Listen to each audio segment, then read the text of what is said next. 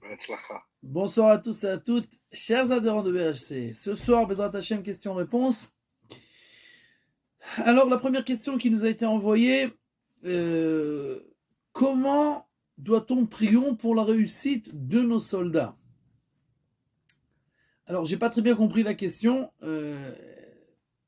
Comment doit-on prier? On doit prier. Est-ce que la question, c'est de savoir qu'est-ce qu'on peut faire pour la réussite de nos soldats? Alors, c'est clair et c'est sûr que la prière est très importante, de dire des Pirkei Teilim, de faire des prières pour les soldats, c'est très important. Mais ce qui est le plus important, c'est pas seulement les paroles, entre guillemets, mais ce sont surtout les faits. C'est-à-dire que, comme quelqu'un qui demande à son père quelque chose, et il implore, et il demande, et il demande, et il demande, mais il ne se comporte pas bien. Alors bien sûr, ce qui est le plus intelligent à faire, c'est de commencer à se comporter bien, et alors tu as plus de chances que ton père il te dise oui à ce que tu demandes. C'est pour ça que dans toutes les choses que nous faisons et que nous demandons entre guillemets d'Akadosh Baruch Hu, alors on se renforce dans toutes sortes de choses, si c'est l'étude de la Torah, si c'est faire des mitzvot, si c'est faire de la tzedaka, c'est de faire toutes sortes d'actions qui montrent que nous voulons être des bons enfants, et donc sois gentil et donne-nous ce qu'on demande, même si on n'est pas toujours parfait et que ça ne nous revient pas de droit. Alors, voilà, on montre qu'on essaye d'être bien. Donc, le mieux à faire pour aider nos soldats, c'est de se renforcer dans tout ce qu'on peut se renforcer. Chaque bonne action qui est faite dans telle ou telle intention, elle donne un renforcement spirituel qui est en fait la base de toutes les hashparot, de toutes les choses qui descendent du ciel, entre guillemets, qui deviennent des hashparot gashmiot, qui deviennent des choses matérielles. Et donc, on a besoin de cette base spirituelle. Plus la base spirituelle est grande, et plus le matériel qui descend du ciel est grand aussi. Et donc, la bracha et la bénédiction, elle est plus intense. Et donc, il faut se renforcer dans tout ce qu'on peut se renforcer.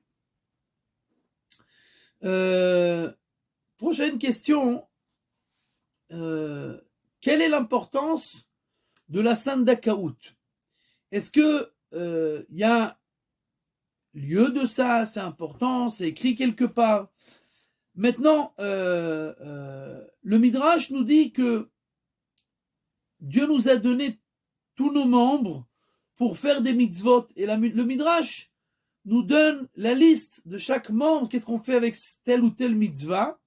Avec le bras, on met les tefilines, etc. Et là, le Midrash nous dit Birkaim leoshiv baem sandakaout. C'est-à-dire que Dieu nous a donné les genoux pour que nous puissions être assis en tant que sandak et prendre l'enfant sur nous. C'est-à-dire que il est écrit que le sandak, en fait, il est comme un misbeach. C'est-à-dire que comme on offre sur l'autel Excusez-moi, il faut simplement expliquer que c'est celui qui porte l'enfant au moment de la circoncision. Exact. Donc on parle du sandak, c'est celui qui est assis sur la chaise et qui porte l'enfant sur ses genoux pendant la circoncision. D'accord? Donc maintenant, comme nous dit le Midrash, les genoux que Dieu nous a donnés, ils ont été faits pour cette occasion, pour cette mitzvah d'être sandak. Et donc, comme on l'a dit, le sandak qui ressemble en fait à l'autel où on met le sacrifice dessus et on fait couler le sang de la bête sur l'autel. Et donc, le sandak, il est un peu comme un misbéar, comme un autel, et un autel qui est pasoul. C'est-à-dire, par exemple, s'il y a le moindre défaut sur l'autel, alors le korban, il n'est pas cachère, puisque l'autel n'est pas cachère et on ne peut pas faire les sacrifices en l'air. On est censé les faire sur l'autel. Et donc, c'est pour ça qu'on doit choisir le meilleur des sandak, c'est-à-dire la personne qui est la plus tzaddik, celui qui a le plus de mérite, etc., puisqu'il influence énormément sur l'âme de l'enfant. L'homme, il reçoit son âme en plusieurs parties d'âme qui descendent à chaque fois au moment des 40 premiers jours après l'accouplement, après il y a la naissance, après il y a la circoncision. Et donc, l'importance de ce jour-là et les influences que donne le sandak sur l'enfant sont très importantes. Et c'est pour ça qu'il faut faire très attention de choisir un sandak qui est le plus tzaddik qu'on peut. Maintenant, on a bien entendu l'obligation de respecter nos parents, et le minag en Israël, c'est de donner la première naissance, le premier fils, de donner au père du mari, et le deuxième fils de donner au père de la femme.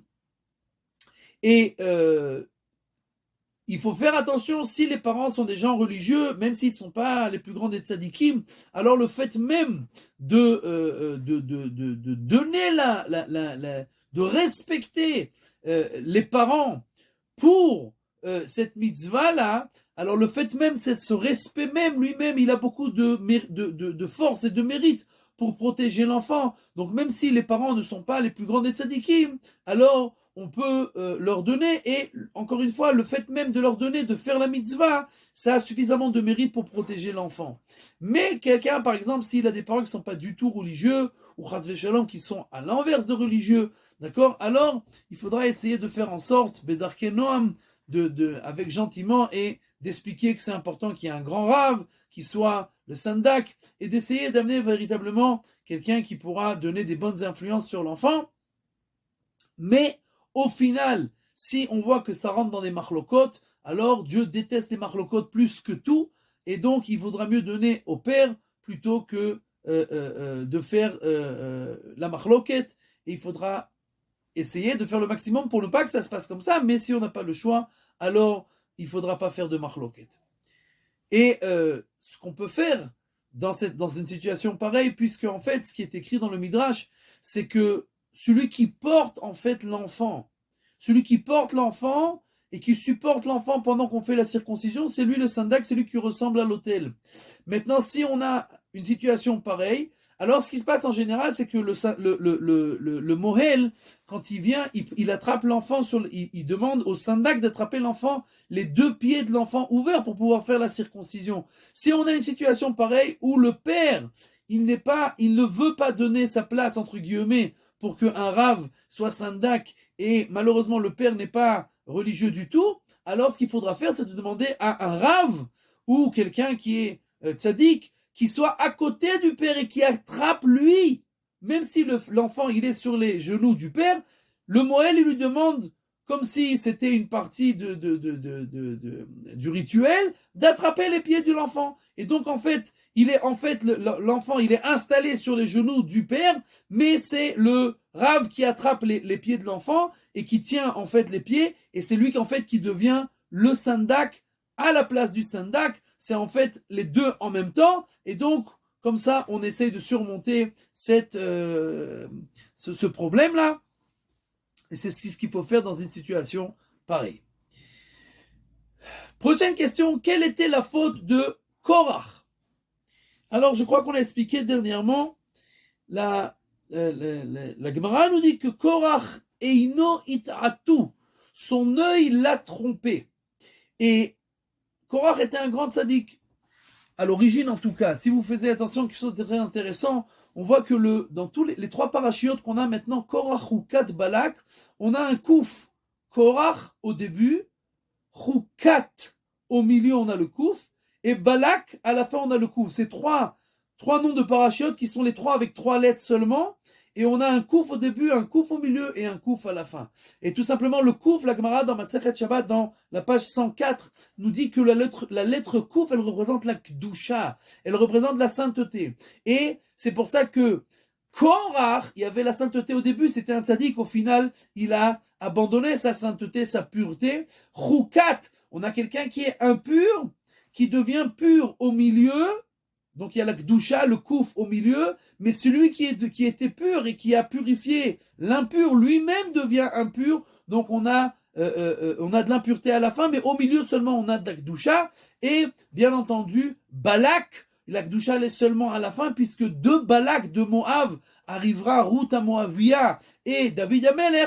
Donc la Kedusha elle est seulement à la fin. Donc c'est Korach, Hukat, Balak, Kouf au début, Kouf au milieu, Kouf à la fin. Donc Korach était un tzaddik. au début en tout cas. Mais son œil l'a trompé. Sur quoi son œil l'a trompé? Alors nous avons dit, je crois, dans un des cours dernièrement, que Reb Naftali Mirouvchitz, il explique qu'il y a écrit dans le Midrash que Korach s'est pris d'un côté, d'accord, il s'est pris d'un côté de tout le peuple. Et le côté, la valeur numérique du mot côté, c'est 94. Tzad. La kachatzmo le tzad acher. Il s'est pris d'un autre côté, il s'est mis de l'autre côté de tout le peuple. Donc 94, c'est un côté.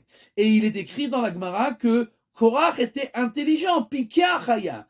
Pikar, on écrit ça à 188 en valeur numérique. Et 188, c'est 2 fois 94. 2 fois 94, c'est les deux côtés. Quelqu'un qui est intelligent, il sait voir les deux côtés. Malheureusement, Korach n'a pas su voir les deux côtés. Il a pensé seulement à son côté. Il a pensé que lui voulait devenir le prince des Kehatim, du Shevet Lévi, et il s'est trompé complètement puisqu'il n'a pas réfléchi. De l'autre côté, qu'est-ce qu'il y avait? Il y avait Moshe Rabbeinu, il y avait Aaron, il y avait Elitzaphan, il y avait la parole divine, et donc il a pensé seulement à son côté, et il n'est pas été intelligent dans cette partie-là de l'histoire, et donc il s'est pris d'un autre côté, seulement d'un seul côté. Tzad 94, Pikear, intelligence, c'est 188, et Shalom en valeur numérique, c'est 376, c'est-à-dire 2 fois 188, puisque pour faire le Shalom, on a besoin de deux qui sont Pikrim, 2 personnes qui sont intelligentes suffisamment pour voir chacun et son côté, et celui qui est de l'autre côté, et seulement comme on a 2 personnes comme ça, alors on aura la possibilité d'avoir la paix. Prochaine question.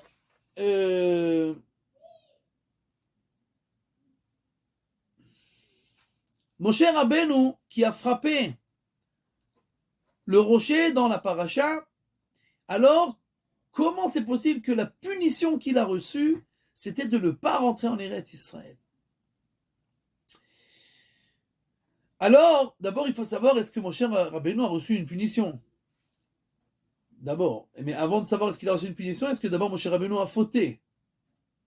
Alors, Shaddal, Reb Shmuel David Lutzato, il écrit que lui, il ne veut pas essayer de réfléchir ou de chercher dans les versets et les sources quelle était la faute de Moshe Rabbeinu, puisque la Torah nous dit que Moshe Rabbeinu a fait seulement une faute, une erreur, et les commentateurs ont déjà trouvé 14 erreurs. Chacun a trouvé une autre erreur. C'était quoi son erreur? Il a dit, moi je ne vais pas chercher pour pas encore mettre sur Moshe une 15e erreur, après que la Torah elle-même nous dit qu'il a fauté seulement une seule fois, et sur une seule erreur.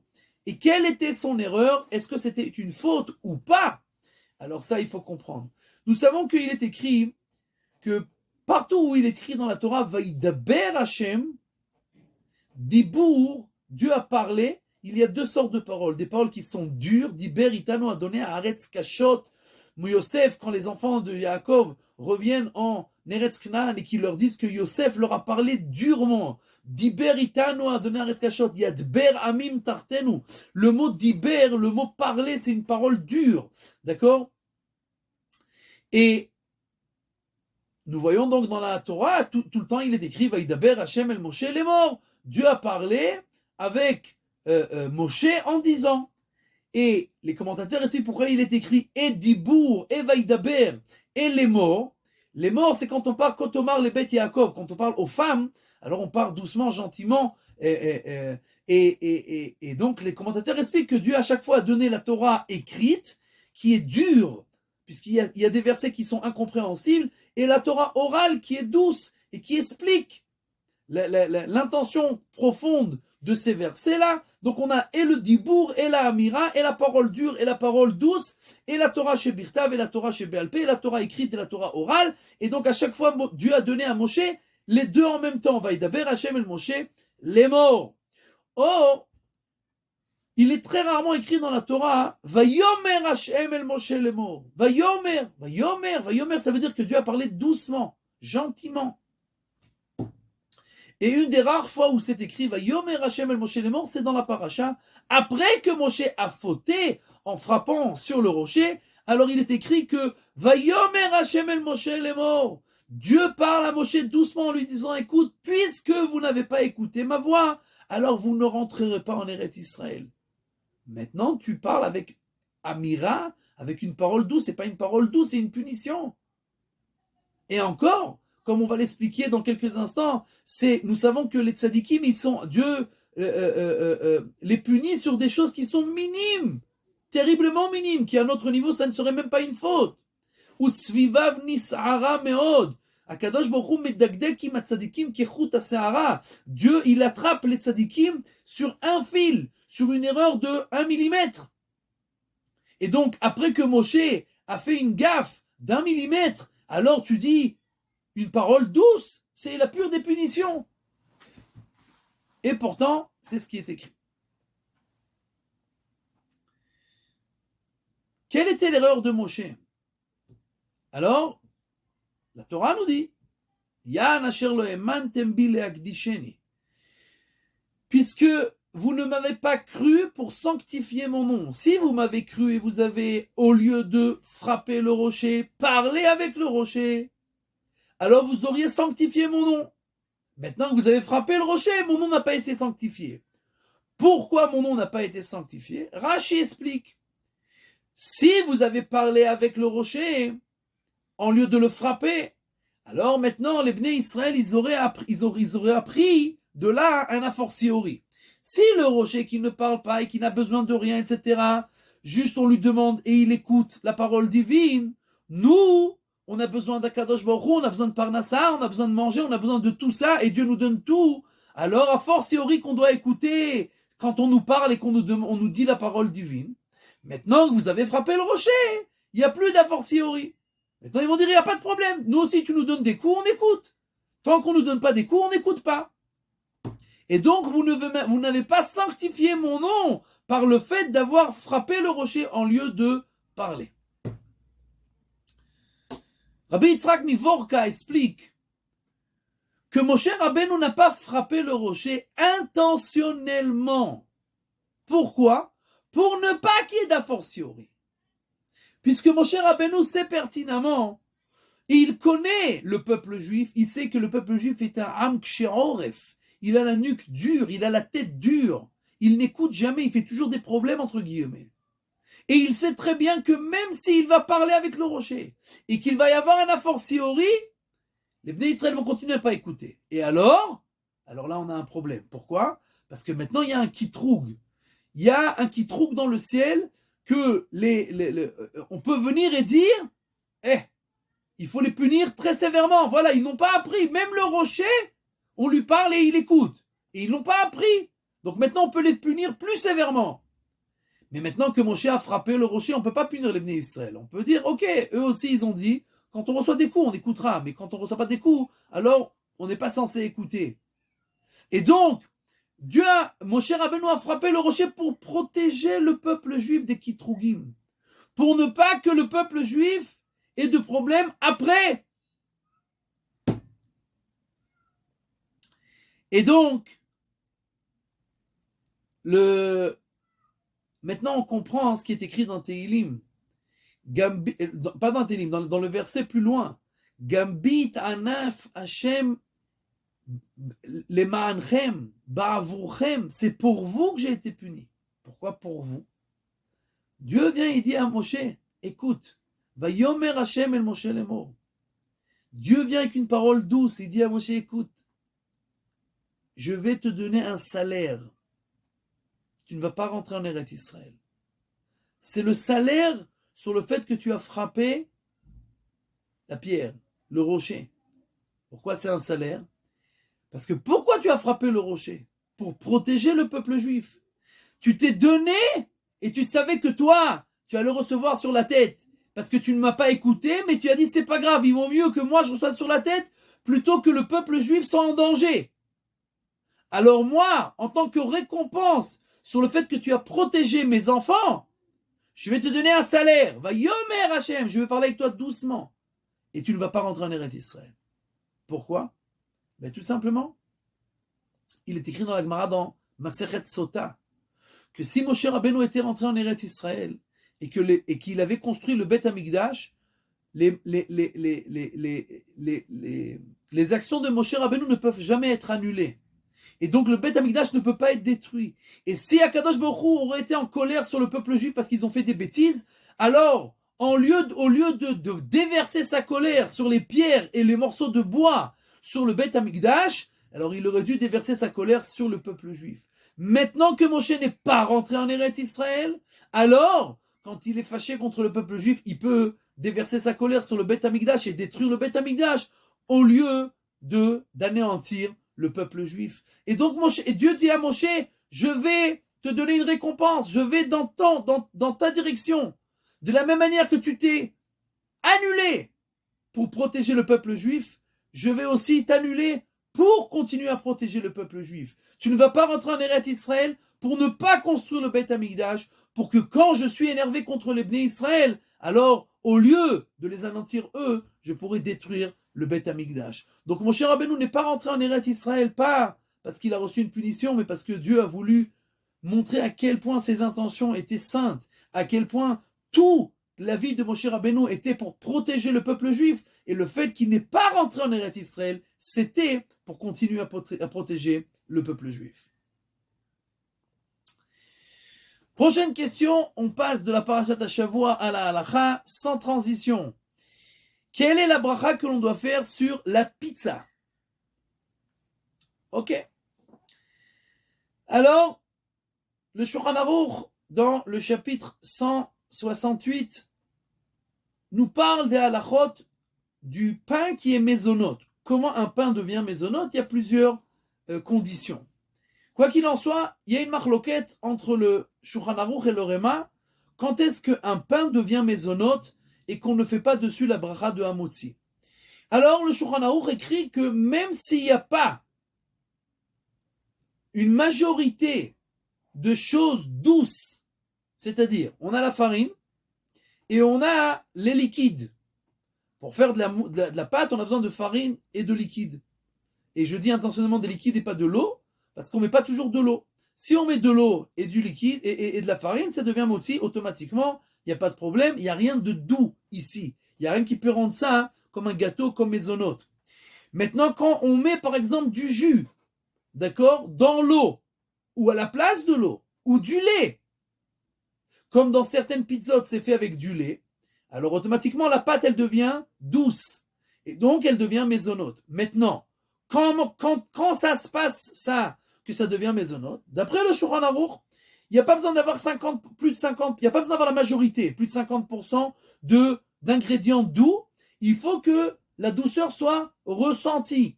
C'est-à-dire que si je ressens que la pâte, elle est douce, elle est sucrée, alors c'est déjà mésonote. Ça veut dire que même si on n'a pas 50%, mais il faut faire très attention parce que quand on parle de 50% ou pas 50%, doux ou pas doux, par exemple si on met du jus de pomme, alors du jus de pomme, on parle de jus de pomme qui est à 100% jus de pomme. Parce que si on met du jus de pomme qui est acheté à l'épicerie, c'est à 99% de l'eau avec des, comment ça s'appelle, des chomre ta'am vereach, c'est des ingrédients qui sont là pour donner de l'odeur et du goût, mais c'est de l'eau, d'accord? Donc, il faudra faire attention que, pour un sfarad, il faut tout simplement goûter la pâte, voir si elle est véritablement douce, d'accord? Pour le réma, ça suffit pas, il faut qu'il y ait au moins, il faut que ça soit vraiment, vraiment doux. Pas seulement qu'on ressent un peu la douceur, mais que ça soit vraiment doux, il faut qu'il y ait au moins, il y a des commentateurs qui disent qu'il faut 50%, au moins 50%, mais il y en a qui disent que c'est pas la majorité qui fixe, c'est véritablement le goût qui soit véritablement doux. Quoi qu'il en soit, quand on a un doute, alors le mieux à faire, c'est de faire netilat yadayim, de manger un morceau de pain et de manger 230 grammes de pâte, et comme ça on est tranquille, on peut faire motzi et birkat Amazon. Maintenant, si c'est doux, on peut faire motzi, véritablement doux. Si par exemple c'est fait avec du lait, il y a des pâtes qui sont faites avec du lait, alors il n'y a pas de problème. Si la pâte est entièrement faite avec du lait ou entièrement faite avec des jus, etc., c'est à 100% mésonote. Si on a un doute et qu'on n'a pas la possibilité de faire motzi, alors dans tous les doutes comme ça, on fera de toutes les façons mésonote et à la fin boré à la mechia. Bien entendu, si on ne mange pas de toutes les façons de 130 grammes, parce que si on mange de toutes les façons de 130 grammes, même si c'est mésonote à 100%, on doit faire d'abord motzi et après birkat Amazon. Ça, c'est pour les halachot de la pizza. Excusez-moi. Ken. Excusez-moi. Si on a pizza avec une pâte très très fine. On mange pas 260 grammes, c'est-à-dire elle est très très fine et elle est constituée de plus d'ingrédients que de pâtes. Alors, pour les Sfaradim, il faut 230 grammes de pâte. Pour les Ashkenazim, tout ensemble, ça s'ajoute aux 230 grammes. Si on a kazaït, bien entendu, de pâte, alors toute la suite se rassemble aussi pour arriver aux 230 grammes. Pour les Sfaradim, il faut 230 grammes de pâte seulement. Wow. Sans toute la suite. Merci. Ok. La bracha sur le tonnerre, quand est-ce qu'on l'a fait? Alors la bracha sur le tonnerre, c'est pas compliqué. Dès qu'on entend le tonnerre, tant qu'on est torqué des dibours, ça veut dire que on est dans le laps de temps qui est pour dire les mots Shalom Alecha Rabbi, c'est-à-dire 3 secondes. Alors Shalom Alecha Rabbi, 1, 2, 3, d'accord? Alors dans ce laps de temps, on peut dire la bracha. Dès que ce laps de temps est passé, on ne peut plus faire la bracha, il faudra attendre le prochain éclair. Et alors, dès qu'on entend, on fait directement la bracha, et c'est dans ce laps de temps seulement qu'on peut faire la bénédiction. Alors, prochaine question. Quel est le rôle de l'Iran dans la Géoula? Alors, commençons par le commencement. La Gemara dans Masechet Sanhedrin, page 97, nous dit que quand est-ce que le Mashiach va arriver? Alors, la Gemara nous dit que quand le peuple juif fera tchouva. Après que le peuple juif fait tchouva, Em Israël Nigalim Ela mitchouva. C'est comme ça seulement que on peut faire tchouva. Et on peut avoir la Géoula. La Gemara donne un autre avis. Non, Am Israël, il sera délivré de toutes les façons. Et qu'est-ce que fera Dieu pour qu'il soit délivré? Il va leur amener un roi qui est rachat, comme Aman, le Perse, l'Iranien, et il va faire des malheurs au peuple juif à tel point que tout le monde va faire tchouva. C'est-à-dire qu'au final, tout le monde est d'accord. C'est-à-dire que la différence entre les deux Tanaïm, c'est de savoir est-ce que le peuple juif va faire tchouva de lui-même ou est-ce qu'on va l'obliger, entre guillemets, à faire tchouva. Quoi qu'il en soit, comment le peuple juif va faire tchouva quand Dieu va nous mettre sur nous un despote qui est comme Aman en Iran, d'accord, en Perse, et qui va nous faire des malheurs, et tout le monde va se réveiller. Je crois que les malheurs que l'Iran ont essayé de nous faire, et les miracles, essentiellement, qui ont été, que tout le monde a vu. Je ne sais pas si vous êtes au courant, mais en Israël, par exemple, les dirigeants, c'est-à-dire après qu'ils ont donné l'ordre de commencer la guerre, ils se sont tous assis, tous les ministres, pour lire Tehillim. D'accord? Tous les ministres se sont assis pour lire Tehillim, et parce que tout le monde savait qu'on avait besoin de miracles, et les miracles ont été imminents. On les a vus du matin au soir. D'accord? Avec les milliers de missiles et de katbamim qui ont été tirés, etc. Baruch Hashem, pratiquement pas de pertes. D'accord? Chaque juif, bien entendu, est un monde, mais proportionnellement, c'est pratiquement pas de pertes. Et donc les miracles ont été les uns après les autres, sans arrêt. Je ne parle même pas de ce que l'État d'Israël a réussi à anéantir en Iran, que c'est plus qu'un miracle, comme tout le monde l'a dit. Même Netanyahou, qui est parti au Kotel, et que en général, il parlait d'Akadosh Baruch Hu seulement. Bezrat Hashem, c'était seulement avant les élections, d'accord? Et même quand il disait Bezrat Hashem, c'était en passant. Et cette fois-là, il a dit, on ne peut pas ne pas dire à Akadosh Baruch Hu merci. Il a dit explicitement, verbalement, on ne peut pas. C'est-à-dire qu'il faut être aveugle. C'est-à-dire même si tu crois pas, tu peux pas ne plus croire. Il y a un moment où ça s'arrête. Ou même quelqu'un qui est loin, il comprend que on a la meilleure armée du monde, on a les meilleurs avions, on a tout ce que tu veux. Même avec tout ça, c'est impossible d'avoir des résultats pareils s'il n'y avait pas quelqu'un qui dirige toute cette histoire-là. Et donc, les miracles et la tchouva qui se réveillent, on a vu ça bien entendu pendant la guerre, énormément de soldats.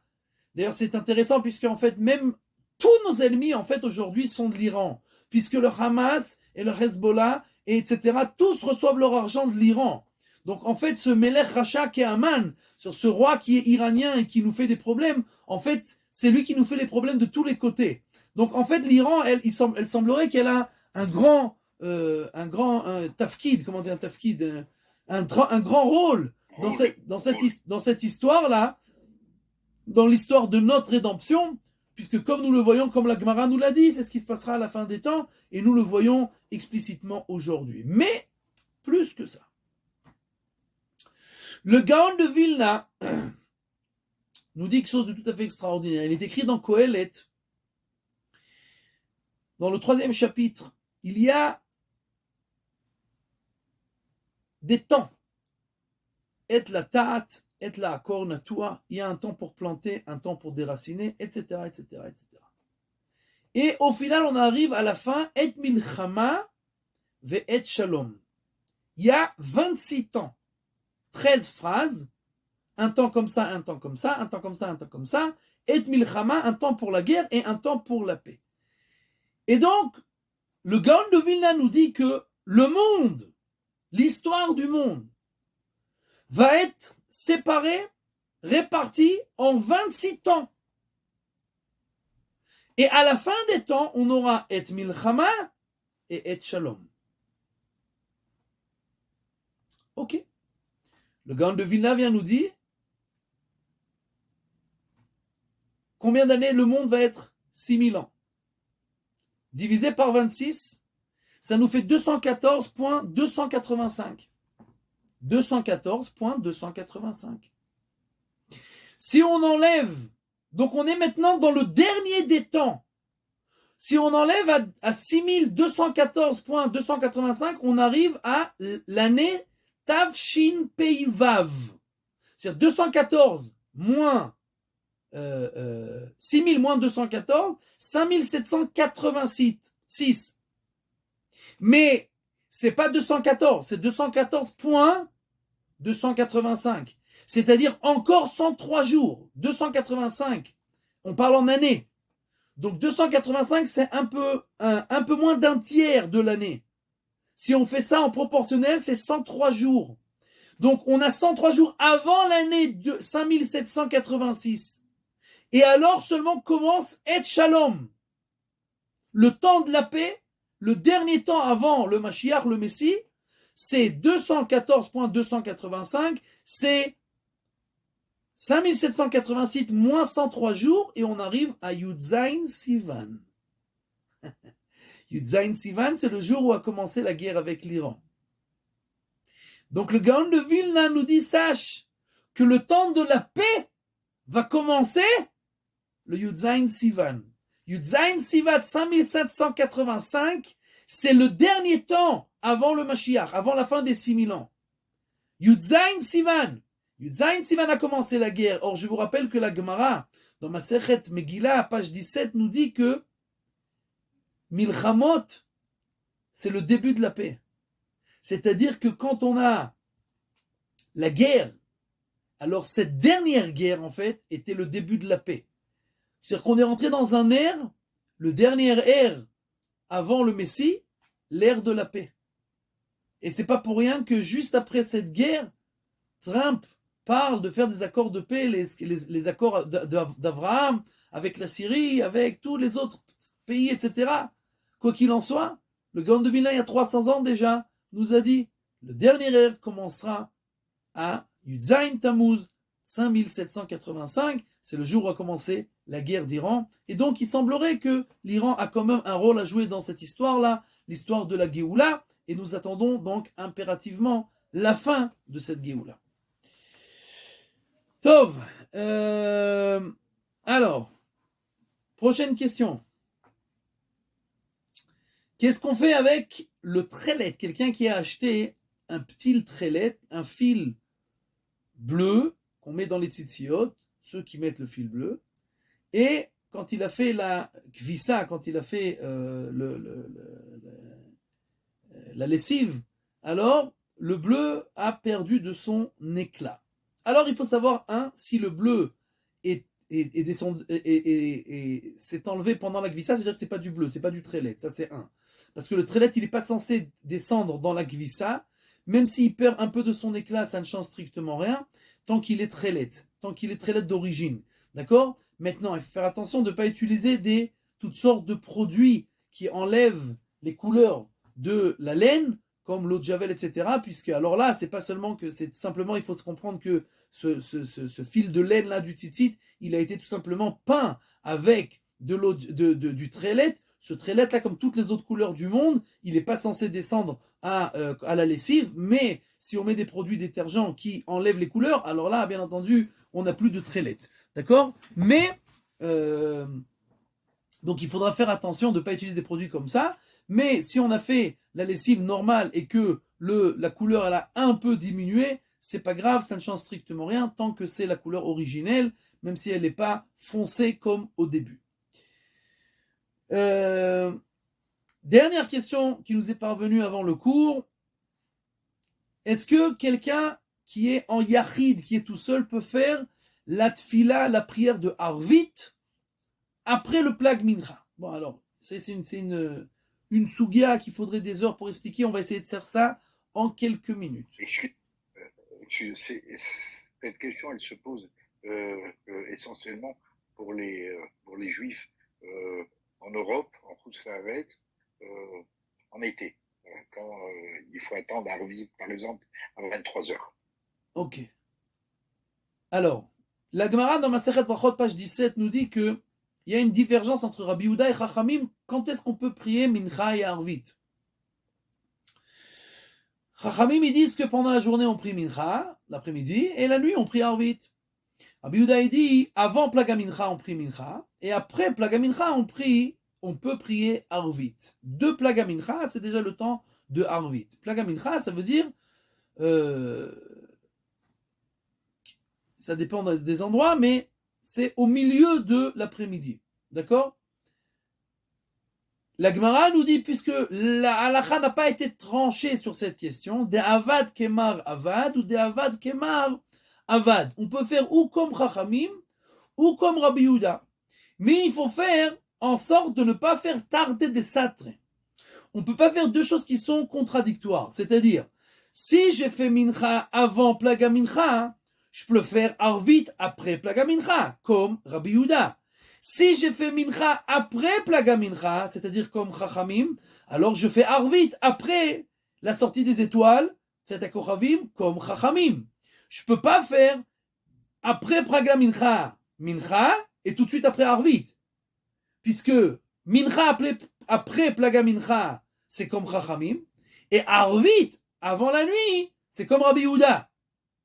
Donc la Gemara nous dit on peut faire ou comme Rabbi Yehuda ou comme Chachamim, mais on ne peut pas faire les deux en même temps parce que c'est contradictoire. Donc quelqu'un qui est en yachid, il ne peut pas prier les deux prières après Plaga Mincha. Il ne peut pas. Il peut prier Mincha à 1h30, 2h avant Plaga Mincha et prier Arvit après Plaga Mincha. Ça, il peut, comme Rabbi Yehuda. En Tzibour, quand on est en Tzibour, alors les décisionnaires nous disent que comme le Korban Tzibour, il était offert, le Korban de Mincha, et des fois on continuait à offrir les membres qui brûlaient pendant la nuit. Excusez-moi, il faut traduire tous les mots. En français. Je ne sais pas quel mot j'ai dit en hébreu, je répète. Le korban. Ah, ok. Donc, le sacrifice qui était offert l'après-midi, qui est un sacrifice de la communauté, de tout le peuple juif. D'accord? Donc, ce sacrifice-là, on l'offrait l'après-midi, et tout de suite après, on commençait à offrir les membres qui représentent en fait la prière de Arvit, la prière de la nuit, et ils étaient offerts directement juste après.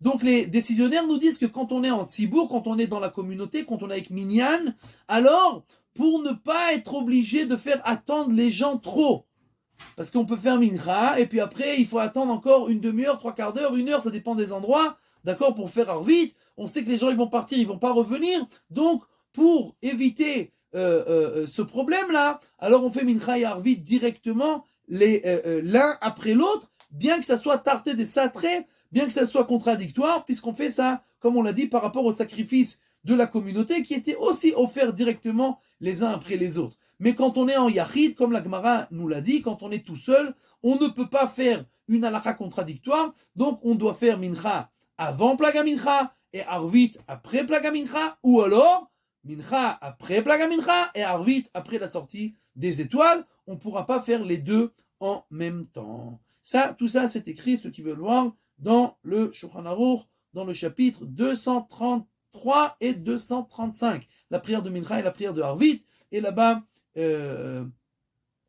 il est écrit aussi que le Shulchan Aruch nous dit qu'il faut faire attention dans le chapitre 235, si quelqu'un a fait la prière de Harvit avant la nuit, c'est-à-dire après Plaga Mincha, alors il s'est rendu quitte de la prière de Harvit, mais il ne s'est pas rendu quitte du Kriyat Shema de Harvit. C'est-à-dire la Kriyat Shema de Harvit, la prière on peut prier, mais le Kriyat Shema c'est pendant la nuit, ça de toutes les façons on devra attendre la nuit pour refaire Kriyat Shema. On fait Kriyat Shema pendant la prière, même après Plaga Mincha, pour juxtaposer Kriyat Shema avec la Hamida, l'Ismor Geoula, les Tfila, pour mettre les deux l'un à côté de l'autre, et le Kriyat Shema et la Hamida et la prière, mais on ne s'est pas rendu quitte véritablement du Kriyat Shema, et donc on devra attendre ça de toutes les façons la nuit pour refaire Kriyat Shema et se rendre quitte de la mitzvah d'Eoraita, de recevoir sur nous le joug divin et le jour et la nuit. Voilà pour les questions qu'on a reçues avant le cours. S'il y a une question avant, c'est le moment. Et sinon, Besarot Tovot.